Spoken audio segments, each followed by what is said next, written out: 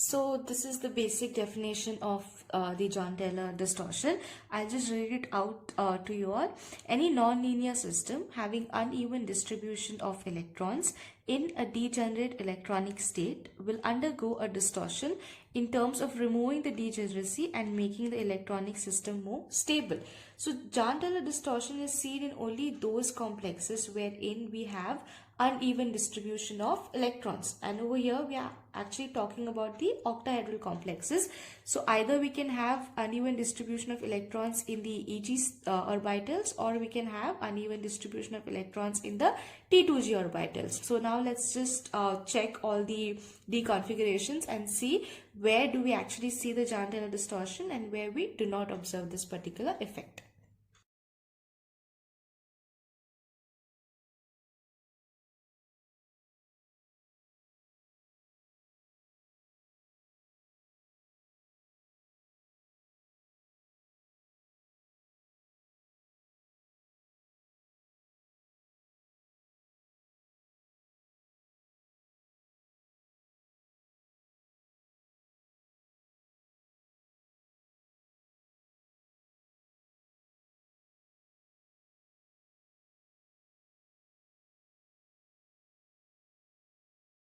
I have basically written down all the possible configurations. Okay, now we have two types of John-Taylor distortion. The first one is static, or it is also known as the strong type of distortion, and the other one is dynamic, which is also known as the weak type of distortion. Okay, now static distortion is seen whenever we have the Eg orbitals involved, and dynamic or the weak type of distortion is seen whenever we have the T2g orbitals involved. Okay, so let's just first talk about static. Now these are the possible four configurations that I can have. I can have Eg1, Eg2, Eg3 and Eg4. Of course, more than this I cannot fill in the electrons in my Eg orbitals. Okay, and as you already know, in my octahedral splitting, this is going to be my splitting pattern, wherein I'm going to have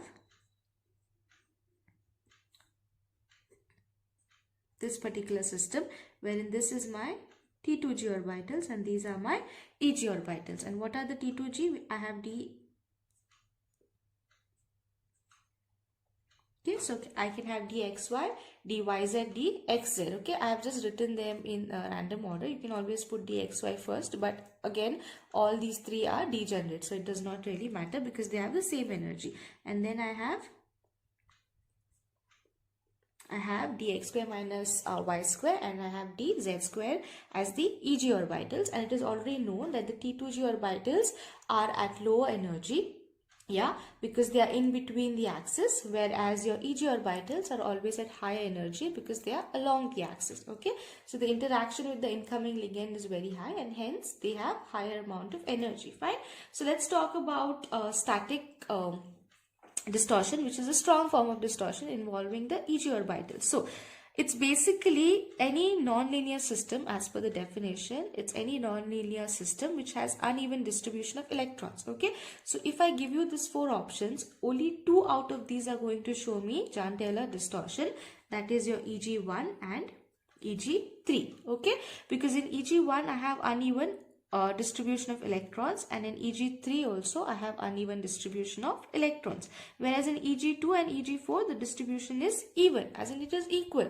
Each orbital, that is dx square minus y square and dz square, they are having equal number of electrons. Okay, so your John-Taylor distortion will be seen in orbitals wherein you have Eg1 or wherein you are going to have Eg3, because here we have uneven distribution. Fine, I hope that much is clear. Now let's just talk about the dynamic or the weak distortion, which is seen in orbitals which are T2g. Okay, fine, so these are my 6 options. Now where all will I have my John-Taylor distortion? I'll have it in the first case because it is uneven, in the second case again because it is uneven, in the third case I won't have because each orbital is getting 1 electron. Okay, I'll have it in T2g4, and finally I'll have it in T2g5. I won't have it in T2g6 because again the distribution of electrons is even. Fine, so this is with regards to two types of John-Taylor distortion.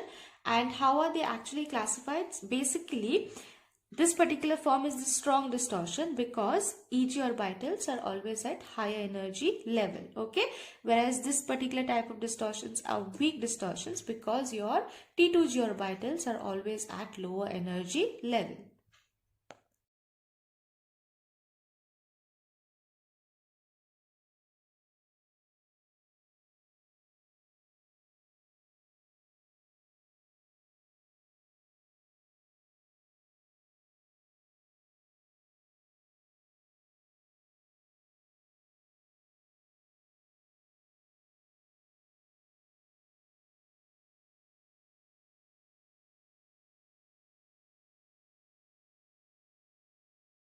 I will just discuss a few examples. Let's just see.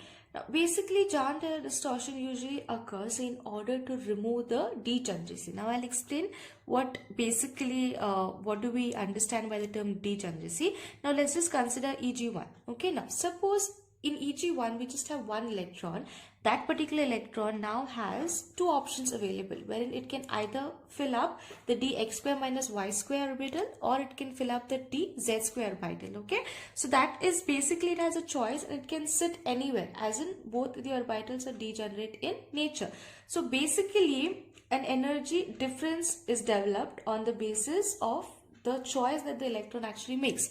So if at all the electron is going to sit in dz square, then there won't be an electron in d x square minus y square. So basically they'll have an energy difference, and because of that the system actually becomes unstable. Fine. So the Jahn-Taylor distortion is nothing but it is basically a phenomenon which is employed in order to remove the degeneracy in such cases, in order to make the system more stable. Okay. So since we have unequal distribution of electrons, this gives rise to degeneracy, making the system highly unstable, and that's why we have the Jahn-Taylor distortion. How the distortion is basically removed, I will talk about it.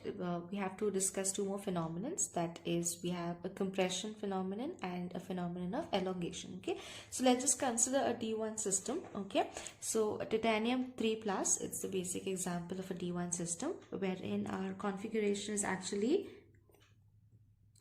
T2G1. Okay, so we have an electron in the T2G level, so it is going to be a dynamic or a weak distortion. Fine. So this electron can occupy any of the three orbitals. We have dxy, we have dyz, and then we have dxz.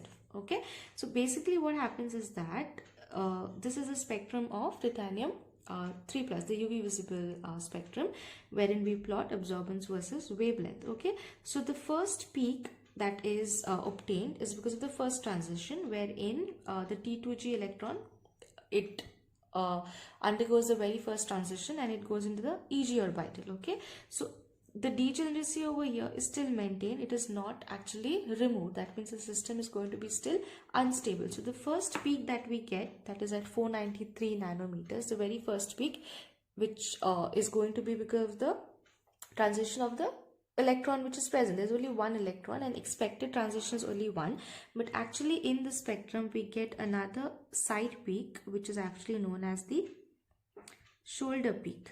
Okay, we get another peak which is known as the shoulder peak. Now this shoulder peak arises is because of the Jahn-Taylor distortion. So again the system is going to be in an unstable form over here because an electron is now present in the EG orbital. So this particular electron actually undergoes another transition and it goes into a higher state. Okay, so this transition is basically at higher wavelength but it is at lower energy. Okay, so this side it's going to be higher wavelength but lower energy, since wavelength and energy are inversely proportional. Okay, so the second peak, basically I've written one because we just get one main peak and then we get one shoulder peak. Okay, so this particular transition occurs in order to remove the degeneracy, in order to make the system stable. Okay, so expected peaks in titanium 3 plus is actually just one, but other than that we end up getting a shoulder peak. Now this shoulder peak is attributed to the Jahn-Taylor distortion, which occurs in order to remove the degeneracy. So now let's take another example.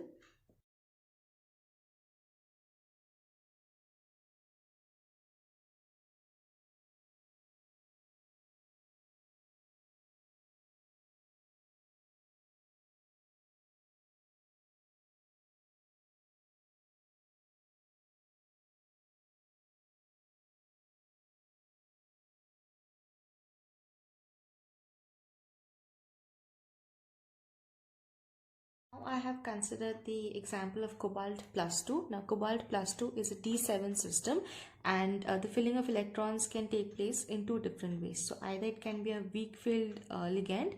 Okay, in a weak field ligand we are going to have this type, and in a strong field we are going to have this type. Both of them are D7 only, but the filling of electrons is going to be different. Now here if we check for Jahn-Taylor distortion, of course there is Jahn-Taylor distortion, but it is because of the T2G orbital. Because Eg is equally filled, there is unsymmetrical behavior in the T2G, whereas here T2G is equally filled and we have unsymmetrical or uneven distribution of electrons in the Eg orbital. Okay, so the first one is going to show distortion, but less distortion, because the level of or the orbital which shows uneven distribution is the T2G, which is at lower energy. And in the case of a strong field ligand, we are going to have a stronger distortion because there is uneven distribution of electrons in the Eg orbital. So basically what happens over here is that because of the Jahn-Taylor distortion, we have a change in the bond lengths in this particular compound. So let's just consider an example. I'll draw the structure first.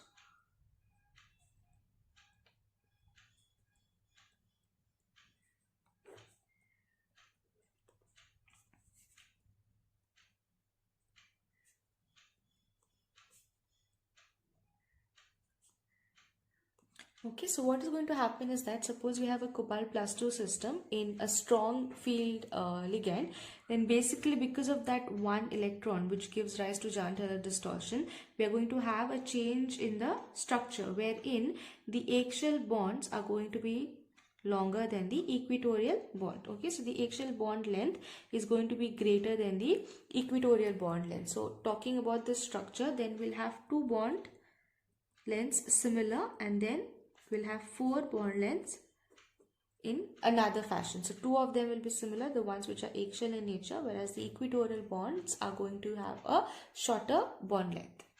I already mentioned why this particular distortion is going to be higher, because we have uneven distribution of electrons in the Eg orbitals. Okay, and the Eg orbitals directly interact with the ligands, with the incoming ligands, because they lie on the axis. Okay, whereas your T2G are the ones which lie in between the axis. Okay, so here the effect of Jahn-Taylor, like previously in titanium, the effect was seen in the spectrum, whereas here the effect we are going to see on the structure, wherein we are going to have two options or two variations of the bond lengths.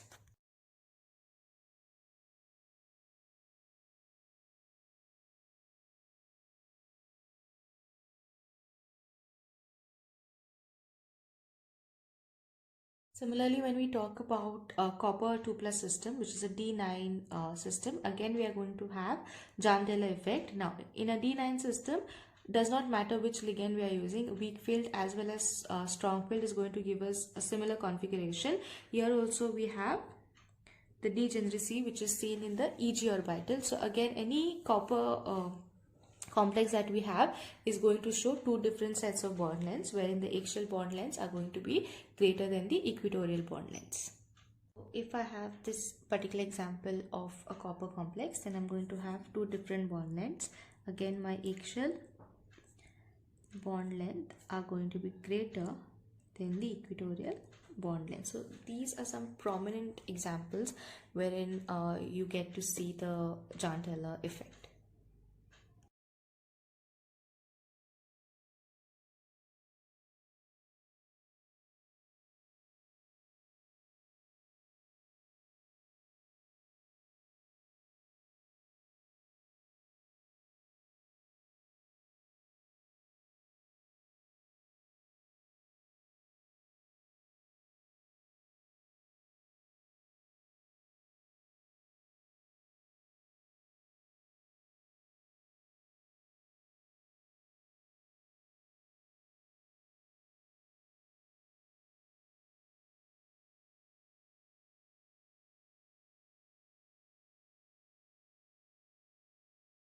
So to sum up the video, we'll just compare a few of the electronic configurations. Now D3 in weak field and in strong field, it is not going to give us any Jahn-Taylor distortion, because the distribution of electrons is even. Okay, in D4 case, the distortion is basically going to be more over here because we have an electron in the EG orbital.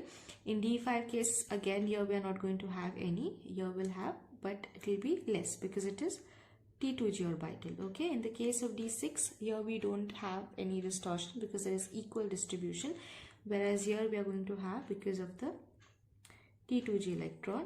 Okay, in the D7 system also, here we are going to have a higher distortion because this is in the EG orbital. This was also in the EG orbital. Here it is not going to be much prominent because it is in the T2G. And finally again D8, there won't be any effect because there is equal distribution in both the cases. Okay, so with that I sum up the part 1 of Jahn-Teller distortion, and in the next video I will talk about the elongation phenomenon and the compression phenomenon. Thank you so much for watching.